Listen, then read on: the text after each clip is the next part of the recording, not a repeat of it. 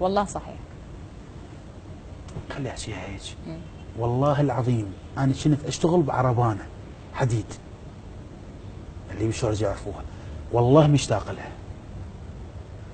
والله العظيم من اريد اطلع اغير جو بدون ما ادري بروحي، امشي بالشارع ما احس روحي الا افتريت لفت وصلت طبيت ووعت لقيت رصافي المكان اللي بشورجه اللي كنت اشتغل به بالضبط.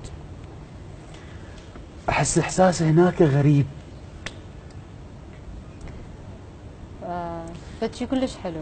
شنو عيني زغرقت؟ صورة كلش جميلة. انا اسف.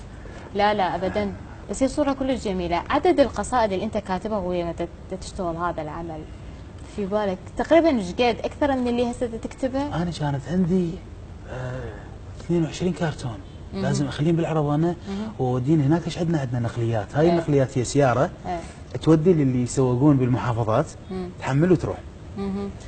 فانا ويا ما جاي احمل اكو كان عندي بيت كلش صعب الترتيب مالته.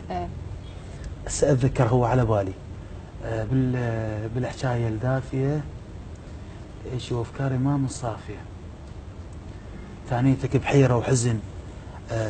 لا العفو، هسه اتذكر بسعر الحديث اكيد. وانا دا امشي بهذا الوضع المزري بشهر السابع، يعني لازم شو اسوي؟ البس جفوف مو على مود احمي شفي، يعني ما اقدر ازمن عربانه حاره كلش. اي حاره.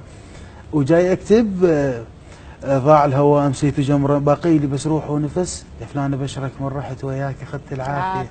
انا امشي واحكي والنار حرقتني ومشت بشفاق ظليت انسحق مثل الجقار الطافيه. اني هسه قبل شهر كنت اقول بعد ما اقرا الحكايه الدافيه، كافي صار 4 سنين بالعالم ما مالتها.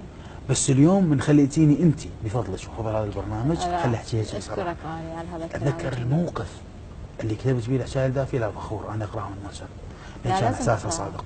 طبعا تقراها لانه جميله جدا، هي كقصيده جميله جدا. وبعد ما قلت لي انت قصتها انا صارت عندي يعني قصيده مفضله الصراحه. شرف لان بيها يعني معاناه وبيها صوره. يعني هسه انت من تحكي لي اياها للقصيده انا هسه بديت اتخيل الموقف والصوره، يعني شيء جميل جدا. هواي مواقف من تروحين تشوفين خاصة هذا المكان، خاصة هذا المكان راح تشوفين ناس كلش هواية بالطبيعة ما نتعمق بداخلهم. شنو؟ أنا هناك بقيت 5 سنوات.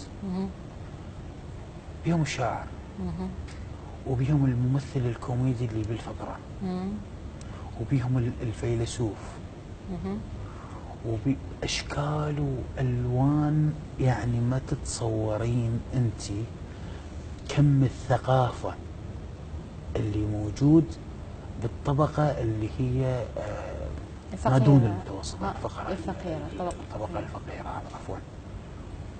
ناس محملين بالطاقات، محملين بالمناسبة اكو هناك شغلة كلش غريبة. انا احب احكي مثل ما هن يحجون يعني هيك. اوكي خلينا نقول ال1000 دينار هو يحصل خلينا نقول باليوم 10,000. تمام. هاي اذا صارت 9,000 راح تأذي مصرفه. اوكي. وهاي ال1000 دينار يعني ما عنده قيمه لها. اذا جاء صديق لا لازم يتغدى. ما تجوز هي العالم تشوفه في شيء مو بالعمق اللي انا دا اقصده، بس هي جدا عميقه. طبعا. هواي تعلمت. اكيد رحله حياتك يعني شيء الابداع اللي انت تطلعه حاليا، وهاي الرحله اللي انت عشتها، وهاي القصص اللي